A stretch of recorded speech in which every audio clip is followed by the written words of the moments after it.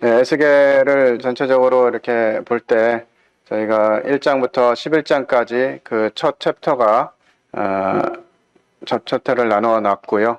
12장부터 24장까지 또 25장부터 32장까지 33장, 34장부터 37장, 38장부터 39장, 40장부터 48장까지 총 7개의 챕터로 좀 구분이 되어 있었는데 그 중에 이제 첫 번째 챕터인 1장부터 11장까지 저희들이 살펴보았습니다.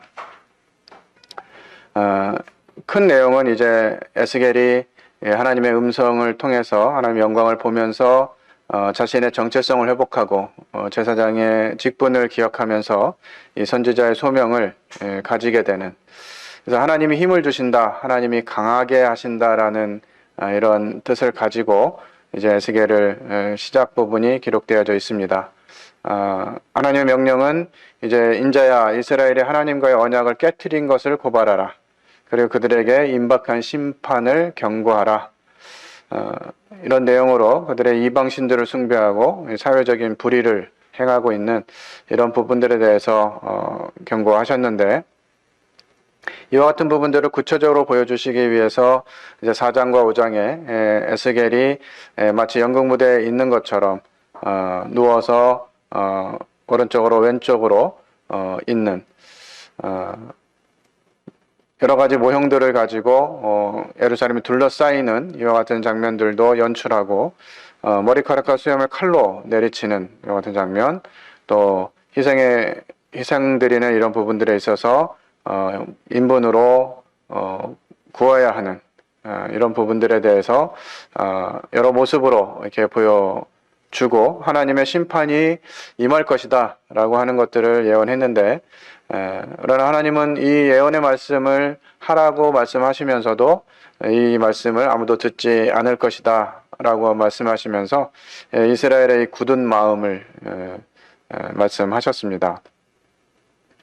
저희들도 마찬가지로 참 하나님의 말씀을 요즘에는 너무 쉽게 많은 부분을 들을 수 있게 된 것 같아요. 특히나 뭐 유명한 목사님들이나 설교자들의 이 설교를 언제든지 내가 원하면 들을 수 있는 이런 시대가 되었고, 또 성경을 읽을 수 있는 여러 가지 프로그램이나 아이템들이 있어서 저희들 성경을 읽는 것도 어렵지 않고, 또 최근에 청년들의 교재들을 통해서 보면 필사하는 게 또 좀 유행이 됐더라고요. 그래서 너도 나도 다 지금 성경 필사하는 일을 하고 있는 이런 많은 청년들을 보게 되는데, 그만큼 하나님의 말씀이 풍성해지고 원하면 언제든지 하나님의 말씀을 들을 수 있는 그런 시대에 우리가 살고 있는데, 그럼에도 불구하고 하나님이 함께 하시는 하나님의 사람으로서 영향력을 나타내는 것은 점점 줄어들고 있는 이와 같은 모습들을 보게 됩니다. 그래서 구체적으로 이제 하나님이 왜 이스라엘을 심판하시는지에 대한 부분들을 이제 8장부터 11장에 기록되어 있는 성전에 대한 환상을 통해서 말씀해 주십니다. 그 성전에 보면 질투의 우상이 서 있고, 또 아스다롯의 남편인 음란한 의식을, 이 단무스를 세워서 또 음란한 의식을 하고, 성전 안에서 이 우상 숭배를 하고, 이런 모습들을 보여주면서, 또 돌 다만에 구멍이 있었는데 그 구멍 안에서 온갖 약한 일들을 행하는 이와 같은 모습들을 기록하면서 정말 이 이스라엘의 이 범죄함이 얼마나 극에까지 다다랐는지 하는 부분들을 말씀해 주셨습니다. 저희들이 뭐 8장을 살펴보면서 저희들 마음 가운데 이와 같이 하나님이 계셔야 할 그 공간과 시간들에 하나님이 아닌 다른 것들로 채워져 있고, 그런 것들이 마치 이스라엘 백성들이 예루살렘 성전에서 이와 같은 우상 숭배와 음란한 일들을 행했던 것처럼 우리들 마음과 또 현실 가운데 하나님의 말씀이 아니라 다른 것들이 채워져 있는 이런 부분들을 좀 돌아보기도 했습니다. 이제 이어서 계속해서 이 성전에 대한 내용들을 말씀해 주시면서 이제는 하나님의 이 영광이 이 예루살렘 성전을 떠날 수밖에 없는 이와 같은 상황들을 말씀하시면서 이 이스라엘이 행하고 있는 이 우상 숭배가 하나님을 떠나시게 했다라고 하는 부분들을 기록해 주고 계십니다. 하지만 하나님은 이제 이와 같은 백성들을 아주 버리지 않으시고 남은 자들이 새롭게 변화된 마음으로 돌아올 것이다 라고 하는 소망을 또 보여주시면서 이제 11장이 마무리가 되는 것을 보게 됩니다. 저희들이 에스겔서를 선택하고 또 왜 에스겔을 어떤 마음으로 들어야 할 것인가, 이런 부분들도 교재를 통해서 많이 들었습니다. 이것이 그저 과거에 있었던 역사 중에 하나, 이것이 아니고 또 그냥 이스라엘에게 국한된 이런 것이 아니고 실제로 우리들에게, 나에게 오늘날 하시는 말씀들은 무엇인가 라고 하는 부분들을 봐야 한다고 하는 부분들을 교제했었습니다. 그런 차원에서 이제 11장 이 하나님의 영광이 이 성전을 떠날 수밖에 없는 이런 과정들의 맨 마지막 부분에 기록된 내용들을 좀 살펴보면서 이 또한 하나님의 또 마음과 하나님의 계획하심과 또 그에 반해서 좀 하나님을 안다고 하는 사람들이 얼마나 하나님을 반역하고 하나님을 떠나 있는지 하는 부분들을 좀 여러 부분에서 볼 수가 있었습니다. 1절에 보면 이제 이 북문에서 시작했던 이 하나님의 환상을 보여주신 것들을 이제 동문으로 와서 보게 되는 이런 과정들이 기록되어 있는데, 동문에 와서 보니까 그 문에 또 25명, 마치 8장에서도 이제 25명의 사람들이 있었는데, 이 11장에서도 25명의 이 사람들에 대한 내용을 기록하고 있습니다. 그 25명 중에 특별히 야하사냐와 블라데아라고 하는 두 사람의 이름을 기록하면서 그들은 백성의 고관이다, 이렇게 설명을 해주고 있는데요. 그러면 8장의 25명과 11장의 25명, 이렇게 이제 기록되어 있다 보니까, 성경을 찾아보고 성경을 연구하면서 이 똑같은 내용이 반복되면 거기에 뭔가 의미를 부여하고, 이것이 뭐 특별한, 나만 깨달은 어떤 숫자다, 이런 내용들로, 설교하거나 사람들에게 그와 같은 것들을 좀 표현하기를 좋아하는 면이 있는 것 같아요, 학자들에게는. 네, 이 8장의 25명과 11장의 25명은 같은 사람은 아니고요. 또 이들을 볼 때 8장에서 기록된 분들 25인은 제사장 가문의 사람들이었고, 이 11장에 기록된 사람들은 이제 백성의 방백이다, 백성의 고관이다. 그러니까 아마 사회적인 지위가 있거나 이 사내들인의 공회원이었던 뭐 이런 사람들이 모여 있는 것으로 이렇게 보여집니다. 참 이렇게 특이한 점은 이 야하사냐나 블라데아의 이름을 좀 보니까, 야하사냐는 여호와께서 들으신다, 블라데아는 여호와는 구원하신다, 이런 뜻이에요. 아마 이들의 부모가 이 사람들의 이름을 지으면서 여전히 그들의 이 심판에 대한 징조들, 또 이 예레미야라든지 이런 선지자들이 심판당할 것이다라고 하는 여러 예언들을 하고 경고를 했는데, 이 뭐 야하사냐나 블라다의 부모가 이 아들의 이름을 지으면서 여호와께서 들으신다, 우리가 하는 기도를 하나님 들으실 것이고, 또 하나님이 이와 같은 어려움에서 우리를 구원하실 것이다 라는 희망으로 이와 같은 이름을 지어준 것이 아닌가 하는 생각이 듭니다. 하나님의 말씀과는 다른 소망과 뜻을 구하고 이 이름을 지어준 것이 아닌가 하는 생각이 드는데요.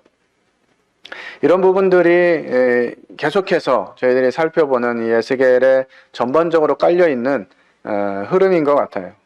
그 2절에서도 보면 이 사람들은 불의를 품고 이 성중에서 악한 꾀를 꾸미는 자니라 하는 이와 같은 표현이 되어져 있는데요. 이 불의를 품었다라고 하는 것이 어떤 부분일까라고 하는 부분도 살펴볼 때, 이것은 하나님의 말씀을 무시하고 그냥 자기의 뜻대로 판단하고 결정하고 진행하는 이와 같은 부분들을 말씀하심이 아닌가 하는 생각이 들었습니다. 이미 예레미야를 통해서 이제 이 이스라엘의 이 외방에 있는 세력이 들어와서 이스라엘을 침략하고 고통을 당할 것이다라고 하는 부분들에 대해서 하나님이 말씀해 주셨죠. 그것이 이제 예레미야 29장 1절로부터 5절에 기록되어 있는데요. 선지자 예레미야가 예루살렘에서 이 같은 편지를 느부갓네살이 예루살렘에서 바벨론으로 옮겨간 포로 중 남아있는 장로들과 제사장들과 선지자들과 모든 백성에게 보내었는데, 때는 여거니아 왕과 공모와 환관들과 및 유다와 예루살렘 방백들과 목공들과 철공들이 예루살렘에서 떠난 후라. 유다 왕 시드기야가 바벨론으로 보내어 바벨론 왕 느부갓네살에게로 가게 한 사반의 아들 엘리사와 hil기야의 아들 그마랴의 손에 위탁하였더라. 일러스되 만군의 여호와 이스라엘 하나님, 내가 예루살렘에서 바벨론으로 사로잡혀 가게 한 모든 포로에게 이같이 이르노라. 너희는 집을 짓고 거기 거하며 전원을 만들고 그 열매를 먹으라. 그러니까 이런 말씀들을 이미 기록해 주시고 하나님의 뜻이 무엇인지를 계속해서 말씀하셨는데, 이들은 이 말씀을 들었음에도 불구하고 다른 이야기를 하는 거죠. 3절에 그런 부분이 나와 있는데요. 그들의 말이 집 건축할 때가 가깝지 아니한즉 이 성읍은 가마가 되고 우리는 고기가 된다 하나니, 하면서 이제 이 하나님의 뜻과는 전혀 다른 방향으로 자신들의 의지를 피력하는, 특히나 그들의 말이, 그들은 누굽니까? 이스라엘의 고관들이에요.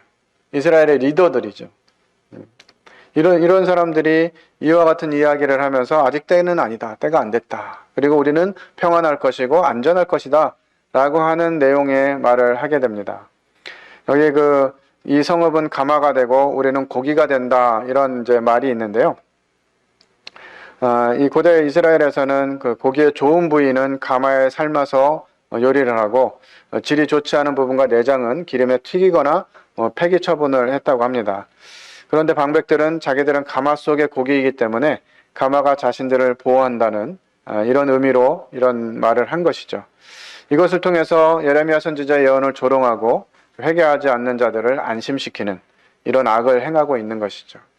그러니까 마음에 불의가 있어서 악을 행하는 이스라엘의 인도자들을 보게 되는 것입니다. 이 내용을 보면서 이제 조금 이런저런 내용들을 찾아보니까 이 우리나라에서도 이 고기를 이 가마솥에 보관을 많이 했다 그래요. 예전에 이제 냉장고가 없을 때 부엌에다 이제 고기를 이렇게 놔둬야 되는데, 그냥 아무데나 놔두면 들고양이도 있고 개도 있고 이렇게 물어갈 수도 있고, 들짐승들이 이렇게 주방에 들어와 가지고 고기를 가져갈 수 있기 때문에 그것을 이제 이 가마솥 안에다가 이렇게 넣어놓고, 그 가마솥 뚜껑 엄청 무겁잖아요. 그걸 덮어놓으면 이제 짐승들이 고기를 가져갈 수 없는, 이게 이스라엘의 어떤 문화와 이 한국의 문화와 좀 비슷한 부분이 있지 않나 싶은 생각이 드는데, 그러니까 이 가마솥 안에 들어가 있으면 이제 철밥통처럼 안전하다라고 하는 생각을 이게 갖게 된다라고 하는 거죠. 그래서 하나님의 말씀이 분명하게 있음에도 불구하고 그 말씀이 이루어지지 않을 거야 라고 사람들을 속이고 선동하는 이와 같은 부분들로 진행이 되고 있는 이런 모습들을 보게 됩니다. 그러므로 인자 너는 그들을 쳐서 예언하고 예언할지니라. 이런 모습들을 보니까 마치 이 오늘날 있는 교회들의 모습과 다르지 않다 하는 생각이 들어요. 특히나 지금 우리가 코로나 이 문제 때문에 왜 이런 일들이 일어나고 있는지, 왜 이런 질병이 전 세계적으로 일어나고 있는지 하면서 이런 부분들을 생각하고 이유를 찾아낼 때 이 종교인들이, 기독교인들이 많이 하는 얘기가 이것은 그들이 죄를 범했기 때문에 하나님이 재앙을 내리신 것이다 라고 하는 말들을 많이 하게 되면서 우리와는 상관이 없는, 나와는 상관이 없는 그와 같은 일들로 치부한다는 것이죠. 그들이 잘못해서 그런 핑계를 대면서 나와는 상관이 없다 하는 내용들로 포장하게 되는 그런 부분들 같습니다. 정말 우리에게 하나님이 기뻐하시지 않는 우상숭배와 음행이 그들보다 덜하기 때문에 우리에게 재앙이 없느냐라고 하는 부분들을 살펴보게 되는 거죠. 복음서에서도 여러 번 이와 같은 내용들을 기록하고 있습니다. 그들에게 죄가 더 있어 그런 것이 아니라, 누구나 이와 같은 모습들을 보면서 내가 과연 하나님 앞에서 합당하게 행하고 있는지, 이런 부분들을 살펴보고 그렇지 않다면 돌이켜야 하는 이와 같은 모습들을 계속해서 말씀해주고 계신데 이거는 그냥 고대 이스라엘의 이야기야. 구약시대 이야기야. 그냥 구약시대에 하나의 교훈을 주시기 위한 말씀일 뿐이야. 이렇게 하면서 이것을 우리들의 삶 속에 가지고 오기를 꺼려하는, 그러면서 지금 내 삶의 기준은 하나님 말씀이 아니라 그저 세상 사람들이 가는 그 길로 가면서 마치 그것이 합당한 길인 것처럼 생각하게 된다라고 하는 것이죠. 그래서 하나님은 이제 이런 것들이 어디서부터 오는지를 말씀해 주십니다. 너희 마음에서 일어나는 것을 내가 다 안다. 이건 사실 우리는 신앙이라고 하는 부분들을 이야기하고 믿음이라고 하는 부분들을 이야기하면서 신앙은 그런 것이야, 성경은 그런 말씀이야, 믿음은 그런 거야 라고 하는 여러 부분들을 말할 수 있지만 과연 마음이 진정 그러하냐 라고 하는 부분을 하나님 보신다고 하는 것입니다. 말로는 우리가 얼마든지 잘할 수 있죠. 그러나 이 삶 가운데서 이와 부분들이 적용되어지지 않는다 하면 그 또한 하나님이 우리의 마음에서 일어나는 그와 같은 것을 다 알고 계신다고 하는 것이죠. 그러니까 참 하나님 앞에 두려움이 있습니다. 우리가 하나님 앞에 가게 되었을 때 과연 내가 마음을 다해서 진심으로 그와 같은 일들을 한 것인지, 아니면 마음엔 없지만 그저 그렇게 해야 내가 더 괜찮은 사람처럼 보이고 그러기 때문에 어떤 형식으로 한 것은 아닌지, 그런 부분들을 돌아보게 됩니다. 우리의 중심을 하나님은 다 아신다는 거죠. 이렇게 자기들만 문제가 된 게 아니라 리더들의 입장에서, 고관과 또 제사장과 이런 리더들의 입장에서 그 일들을 하면서 그 말을 듣고 하나님께로 돌이키지 않은 많은 사람들이 죽음을 맞이하게 됩니다. 실제로 이제 쳐들어오게 되면서 전쟁을 통해서 또 여러 상황들을 통해서 죽음을 당하는 이런 사람들이 거리를 채우게 되는 이런 같은 부분들을 보게 되죠. 그런 같은 부분들을 말씀하시면서 이제 하나님이 그렇게 생각하고 있는 우리는 이스라엘은 감하고 우리는 고기라서 안전할 것이다 라고 생각하는 그런 사람들에게 이 성읍 중에서 너희가 죽인 시체가 그 고기다. 너희가 고기가 아니고 이 죽은 사람들이 고기다. 또 이 성읍은 그 가마인데 너희는 그 가운데서 끌려 나오리라. 이 예루살렘 성읍이 정말 이 요새처럼 지정학적으로 또 여러 모습으로 이 무너지지 않을 것 같은, 이 성은 빼앗기지 않을 것 같은, 또 하나님이 그렇게 약속하셨기 때문에 계속 지켜나가실 것이다. 이런 마음으로 가지고 있었던 그 부분에 대해서 하나님이 너희는 그 가운데에서 끌려 나오리라 이렇게 말씀하시는 상황이 되는 것이죠. 나 주여가 말하노라. 너희가 칼을 두려워하니 내가 칼로 너희에 이르게 하고 너희를 그 성읍 가운데서 끌어내어 타국인의 손에 넘겨 너희에게 벌을 내리리니.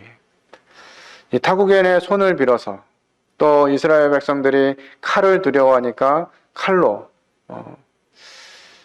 이와 같은 모습들을 통해서 이제 핍박과 또 죽음과 또 끌려가게 되는 이와 같은 상황들을 말씀해 주시는 것이죠. 이런 일들이 실제로 일어나고 실행된다라고 하는 사실들을 이들이 깨달았다면 계속해서 그 길을 가지는 않았겠죠. 너희가 칼에 엎드려질 것이라. 내가 이스라엘 변경에서 너희를 심판하리니 너희는 내가 여호와인 줄을 알리라. 그러니까 예루살렘이 아니라 거기서 쫓겨남 끌어냄을 당해가지고 변경해서 심판을 받게 되는 이와 같은 과정들을 이스라엘 백성들이 만나게 되는 것입니다. 하나님 선언하시는 것이죠. 이 성읍은 너희 가마가 되지 아니하고 너희는 그 가운데 고기가 되지 아니할지라. 내가 너희를 이스라엘 변경에서 심판하리니. 그들이 생각했던 이 성읍이 가마이고 우리는 그 가운데 고기다. 그래서 우리는 안전하다라고 하는 이런 그들의 생각을 단호하게 말씀으로 경고하고 계십니다. 너희는 내가 여호와인 줄을 알리라. 너희가 내 율례를 행하지 아니하며 규례를 지키지 아니하고 너희 사방에 있는 이방인의 규례대로 행하였느니라 하셨다 하라. 그러니까 하나님의 규례를, 하나님의 말씀을 따라야 될 이스라엘 사람들이 그것이 아닌 이방인의 규례대로 행했다. 그러니까 이방 사람들이 하는 모든 행위들을 그대로 따라갔다라고 하는 것이죠. 저는 이것을 이제 에베소서 2장 2절에서 확인하게 됩니다. 너희가 전에는 공중의 권세 잡은 자를 따랐고 이 세상 풍속을 좇아 행했다라고 기록하고 있죠. 하나님 알기 전에는 우리가 다 세상이 하던 대로 세상 사람들의 가치관으로 세상 사람들이 가는 그 길로 갔습니다. 그런데 우리가 예수 그리스도 그분을 믿음으로 구원받은 이후에도 그 길을 여전히 가고 있는 이와 같은 모습이 있다라고 하는 것이죠. 왜 내가 지금 이 일을 공부를 하고 있고 왜 내가 일을 하고 있고 내가 이런 목표를 왜 가지고 있는지 하는 부분들을 생각할 때 참 안타까움이 돼요. 이제 여러 기회로 청년들하고 이제 자주 만나게 되는데요. 우리 모임 청년들뿐만 아니라 외부 청년들을 이렇게 만나보면 다 똑같은 고민입니다. 어제도 이제 저희 회사에 한 청년 형제가 와서 이제 알바를 잠깐 하느라고 왔었는데 30살이 됐는데 아직 취업이 안 돼가지고 취업을 위해서 기도하는 거예요. 온 교회가 그 형제의 취업을 위해서 기도하고 있대요. 전공이 뭐냐 물어보니까 이제 정보 보안 뭐 이런 거 이렇게 IT 쪽이죠. 했다는 거예요. 워낙 IT 전공하는 사람들이 많으니까 이제 갈 곳이 더더군다나 이제 코로나 뭐 이 상황이 이렇게 번지면서 더 갈 길이 없는 거예요. 그래서 그 청년이 하는 말이 이제는 전공 불문하고 거리 불문하고 집에서 다닐 수만 있는 곳이면 무슨 일이든지 하려고 합니다. 이렇게 얘기하더라고요. 그러니까 이게 참 대학이라고 하는 곳을 나왔기 때문에 또 막일을 하기에는 좀 부담스러워요. 좀 쉬운 일이나 뭐 이렇게 월급이 작은 일을 하기에는 또 좀 아닌 것 같아요. 대학은 나왔는데 또 갈 만한 곳은 없어요. 그러니까 이제 뭐 전공을 불문하고 뭐 할 수 있는 일이 있으면 뭐든지 하겠다. 이렇게 이제 가는 거죠.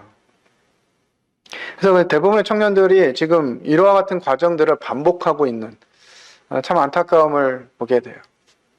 적성에 맞지도 않는 대학을 진학해가지고 간신히 졸업하고 졸업하면 전공을 살리는 것도 아니고 그냥 또 공무원 공부한다고 몇 년을 또 보내고 이것이 얼마나 주님 안에서 낭비하는 시간들인가. 아이들 중학교, 고등학교 다니면 그 아이들 학원비 또 사교육비 이런 거 되려면 정말 부모들이 맞벌이 하지 않으면 뭐 불가능할 정도의 사교육비가 들어가잖아요. 그렇게 많은 시간과 물질을 들여가지고 대학을 보내놓으면 그것도 제대로 맞는 비전을 생각하고 정말 하나님이 나를 이 길로 인도하실 거야 라는 마음으로 가는 것이 아니라 그냥 남들 다 가니까 일단 대학은 졸업해 봐야 뭐가 생길 것 같으니까 그렇게 행하는 것이에요. 실제로 질문을 해도 자기가 왜 대학을 갔는지 답을 제대로 하는 청년들이 별로 없어요. 한 10명 물어보면 1명이나 뭐 비전을 위해서 소원을 위해서 대학 갑니다 이렇게 말할까? 대부분의 청년들은 어떤 뚜렷한 목적이 없이 대학을 진학하고 있어요. 참 이런 일들이 꼭 이 청년들뿐만 아니라 우리가 이 세상을 살아가는 방식 또한 그렇게 되어져 가고 있다는 거죠. 많이 듣는 얘기가 나이대에 따라서 집 평수도 달라져야 된다. 20대는 20평대 살고 30대에는 30평대 살고 40대에는 40평대 살고 그런 것들이 어느 뭐 인생을 살아가는 마치 기준인 것처럼 이렇게 알려져 있고 그걸 추구하게 되고 이것이 안 믿는 사람들의 모습이 아니라 성도들조차도 그와 같은 모습에 휩쓸려 가고 있다고 하는 거죠. 과연 우리가 따르고자 하는 이 삶의 원리, 방향, 비전 이런 것들이 그러면 이거 하나님이 기뻐하시는 하나님의 규례냐, 하나님의 율례냐 하는 부분들을 살펴봐야 한다는 것입니다.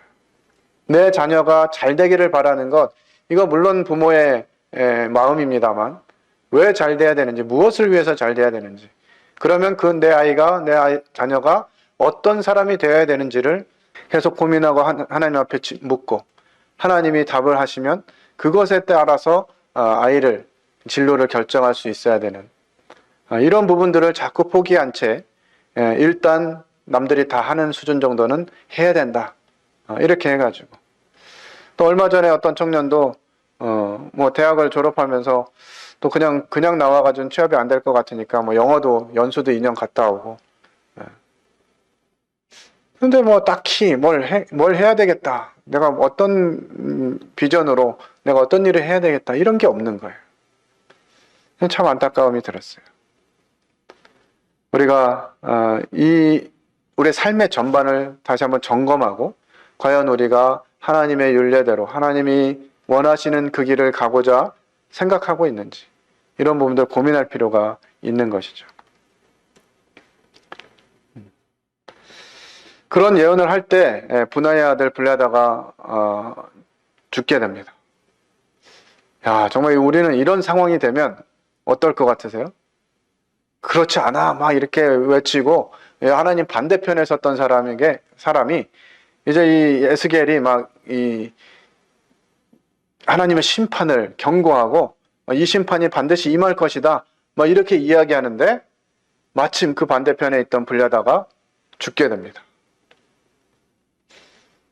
제가 만약 그 앞에 에스겔로 그 자리에 있었다면 아마 어깨에도 힘도 좀 들어가고 거봐 내 말이 맞지? 그럴 줄 알았어. 너 그런 식으로 하다간 그 꼴 날 줄 알았다. 쌤통이다. 뭐 이런 마음이 들 것 같았어요. 근데 에스겔의 태도를 볼 때 정말 에스겔이 하나님 앞에서 바른 정체성과 하나님의 마음을 가졌구나 하는 것들을 깨닫게 됐습니다. 이 블레다가 죽은 상황에 이 에스겔은 엎드려 큰 소리로 부르짖으면서 오호라 주 여호와여 이스라엘의 남은 자를 다 멸절하고자 하시나이까.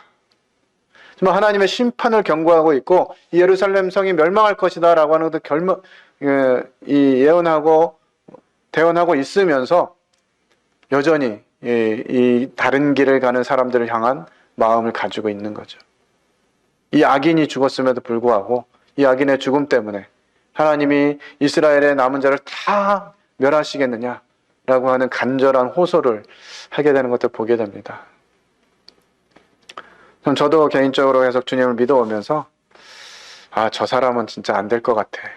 저런 사람은 그거 못 받을 것 같아. 이렇게 생각하고 포기하는 이런 경우가 왕왕 있었던 것 같아요. 현재 저희 직장에 한 분이 있는데 그분을 생각할 때도 정말 내가 10년이 넘게 하나님 믿어야 된다고 그렇게 얘기하는데 그냥 자기 말로 거절하고 나는 뭐 옛날에 미션 스쿨 다녔고 교회도 개척교회를 몇 개 다니면서 그 개척교회가 큰 교회가 됐고 이런 얘기 하면서 교회 나오고 있다는 얘기를 안 해요. 하여튼 자기 자랑하고 이래서 그냥 이 사람은 정말 안 되나 보다. 이런 마음을 한편으로 이제 마음을 좀 접고 있었거든요. 주님이 이 말씀을 이렇게 보여주시면서 정말 구령하는 사람들의 태도가 어때야 되는지, 하나님 말씀을 받은 자들이 태도가 어때야 하는지를 이렇게 좀 다시 생각해 보는 기회가 됐습니다. 정말 이 에스겔의 마음처럼 우리 교회 가운데 성도들이 회복되어지고 믿음에서 벗어난 이런 성도들이 다시 교회로 들어오게 하고 또 하나님 알지 못하는 우리의 가족들과 친지들과 이웃들에게 이제 하나님을 전하고 그들이 하나님을 알게 되는 이런 과정을 위해서 우리가 더 많이 기도하고 정말 하나님 편에서는 이와 같은 모습이 필요하겠다 하는 생각이 들었습니다.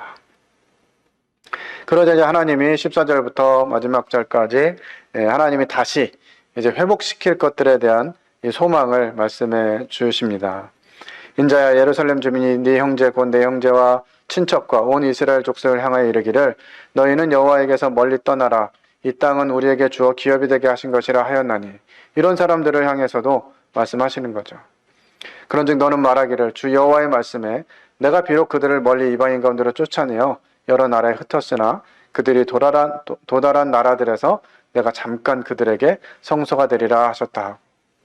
정말 그렇게 쫓겨나고 이 변방까지 쫓겨나서 어려움을 당하는 그 백성들에게 잠깐 성소가 되겠다고 말씀하시는 거죠.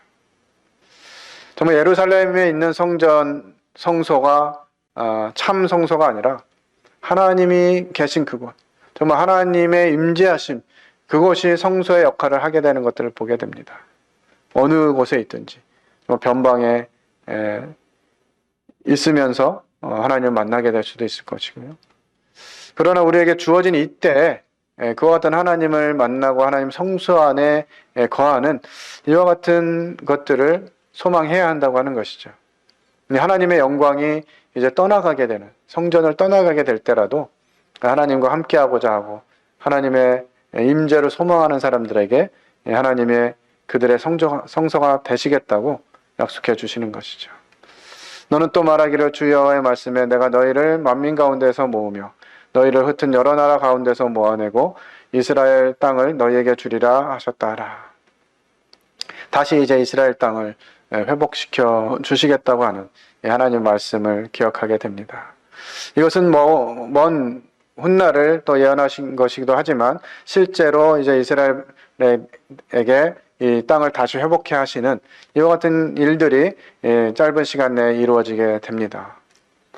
저희는 김광석 선생님 말씀을 통해서 항상 하나님의 예언은 짧은 시기에 성취되고 그 이후에 또 성취된다라고 하는 내용들을 배웠는데요. 이런 말씀을 들으면서도 계속 그와 같은 원리가 반복되는 것들을 경험하게 됩니다. 그들이 그리로 가서 그 가운데 모든 미운 물건과 모든 가증한 것을 제거하여 버릴지라. 잃었던 그 땅을 다시 회복할 때 그곳에 있던 미운 물건과 가증한 것들을 제거하라고.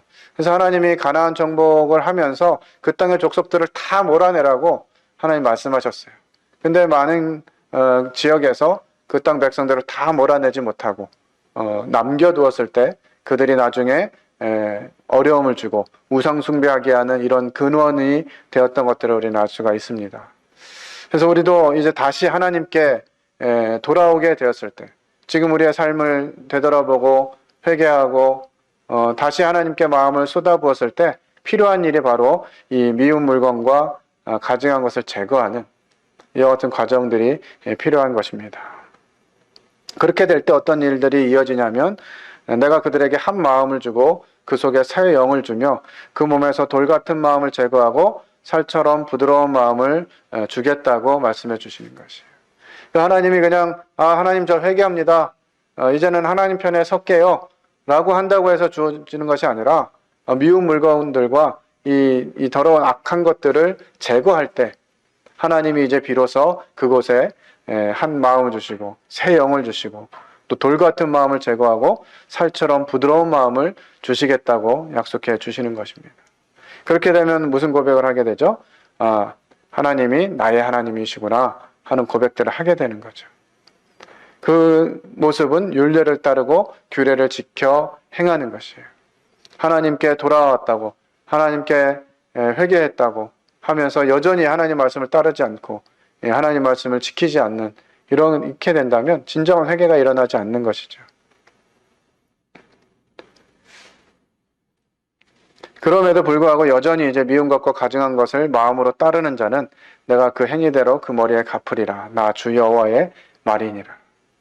똑같이 그 땅에 돌아왔지만 어떤 사람들은 미운 것과 가증한 것을 제거하고 하나님으로부터 한 마음과 새 영과 이 부드러운 마음을 받아서 하나님 말씀을 행하고 정말 이제 하나님이 나의 하나님입니다 라고 고백하는 사람들이 있는가 하면 여전히 그 땅으로 돌아왔지만 미운 것과 가증한 것을 마음으로 따르면서 하나님의 심판을 자초하는 이런 사람들이 있습니다.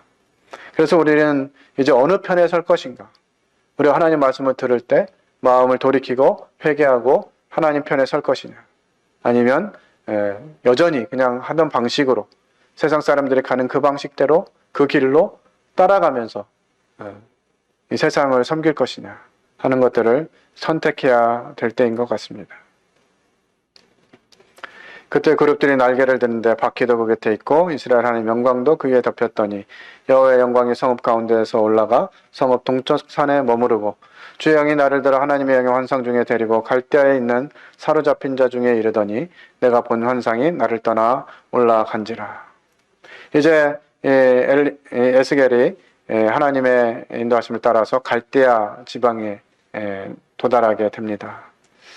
예루살렘에 거하시던 하나님이 이제 이런 과정을 통해서 유대인들이 포로로 잡혀간 이 갈대아에 오시게 됩니다. 하나님이 마땅히 계셔야 될 예루살렘 성전, 그곳이 우상으로 가득하고 하나님 대적하는 일들이 일어나고 하나님의 백성들이 하나님의 음성을 듣고 계속해서 듣지 않고 계속해서 자기 길을 가고 고집하고 거짓을 말하고 이런 과정들을 통해서 하나님이 도저히 이제 예루살렘 성전에 머무실 수 없도록 만들어버린 이와 같은 안타까움을 생각하게 됩니다. 하나님이 우리를 스스로 떠나시는, 주일날 저희 들었습니다마는 하나님이 성령이 저희를 스스로 떠나거나 먼저 떠나거나 그러시는 분이 아닌데 도저히 그분이 성령이 우리 안에 함께 하실 수 없도록 만들어서 그분이 완전히 소멸되어지게 되는 이와 같은 상황이 있을 수 있다고 하는 것이죠. 내가 사로잡힌 자에게 여호와께서 내게 보이신 모든 일을 말하니라. 이 하나님의 말씀은 누구에게, 어떤 사람들에게만 아니라 모든 사람들에게 들려져야 될 말씀입니다. 이제 1장부터 11장까지 이 에스겔의 내용들을 정리하게 되면서 우리가 좀 교훈으로 생각해 볼 부분들을 세 가지 정도 적었습니다. 영적인 낙관주의, 그냥 실제 믿음이 아니면서 그냥 막연하게 하나님이 우리를 건져주실 거야, 하나님이 우리는 보호해 주실 거야 라고 하는 이 잘못된 생각들, 우리가 이 정도 하면 하나님도 뭐 해주시지 않겠어? 이런 막연한 기대, 이런 부분들이 이스라엘 백성들의 하나님 앞에 세우지 못하도록 했다라고 하는 사실들을 보면서 우리가 영적으로 깨닫는 것, 또 하나님의 말씀을 영적으로 분별하고 하나님의 음성으로 듣는 것이 얼마나 중요한가. 내 생각, 내 경험, 내 기준이 아니라 이 하나님의 말씀이 어떠한가를 살펴보는 것이 필요하다고 생각이 되어집니다. 두 번째로 하나님 우리 마음을 아신다는 거죠. 우리 중심을 아시고. 그래서 누구에게 보이기 위해서가 아니라, 누구와 비교하기 위해서가 아니라 정말 하나님의 말씀이 그러하기에 마음과 생각과 뜻을 다해서 하나님을 사랑하고 또 내 이웃을 내 몸과 같이 사랑하라고 하신 이런 말씀들을 기억하면서 우리가 진실된 신앙생활을 해야 될 필요가 있다고 생각이 되어집니다.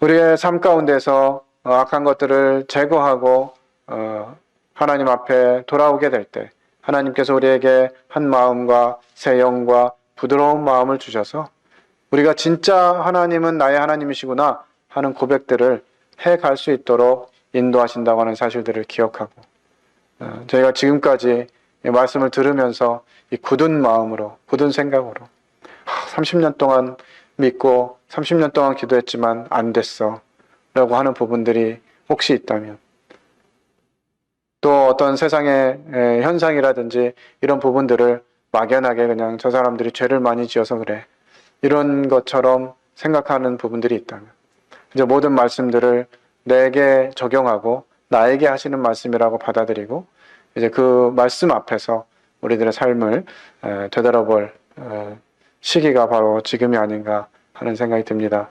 계속해서 에스겔 말씀을 교제하는 동안에 우리가 그와 같은 데 마음을 두고 함께 교제했으면 하는 마음이 있습니다. 기도하고 마치겠습니다. 아버지 하나님, 하나님의 은혜를 구할 수밖에 없음을 고백합니다. 참 저희들이 가진 무엇을 하나님께 돌려드린들 그것이 하나님께 영광이 되겠습니까? 그럼에도 불구하고 참 하나님께 기꺼이 드리기보다 저희들의 생각과 그저 세상 사람들이 가는 그 길대로, 그 가치관대로 세상을 살아가면서도 마치 내가 하나님을 사랑하는 것처럼 내가 하나님 때문에 이렇게 살 수 있는 것처럼 포장하고 특별히 하나님의 백성을 혼돈스럽게 하며 잘못된 신앙의 기준으로 다른 사람들을 어렵게 하는 일들이 저희 가운데 있음을 고백하게 됩니다. 하나님 말씀대로 저희가 다시 하나님의 음성을 듣고 하나님께로 돌이켜서 저희들에게 있는 악한 것들을 제거하고 하나님 음성을 삶 중심의 모심으로 저희들에게 한 마음과 새 영과 또 부드러운 마음을 주시고 참 하나님만이 나의 하나님이라고 하는 이런 고백 가운데 살아갈 수 있도록 도우시기 바랍니다. 특별히 하나님이 풍성히 거하시고 마음껏 거하셔야 될 이 교회가 참 하나님의 말씀에서 벗어남으로 인해서 많은 사람들을 오히려 참 천국의 길로 인도하는 것이 아니라 하나님으로부터 멀어지게 하는 이와 같은 일들이 없도록 은혜를 베푸시고 저희가 이 마지막 때를 살아가면서 하나님의 긍휼을 구하는 또 하나님의 임재를 구하는 이와 같은 군포 번영로교회가 될 수 있도록 은혜를 베풀어 주시기 원합니다. 이 코로나 사태를 속히 해결해 주시고 이 말씀이 필요한 사람들을 보내주셔서 하나님의 말씀으로 변화되고 하나님 나라를 확장시켜가는 이 귀한 사역에 저희들을 도구로 사용해 주시기 원합니다. 계속해서 에스겔을 통해서 교훈해 주시고 저희들 믿음이 회복되어지고 좀 하나님 편에 서는 결단을 할 수 있도록 인도하시기를 원하며 이 모든 것을 살아계신 하나님 아들 예수 그리스도의 이름으로 기도했습니다. 아멘.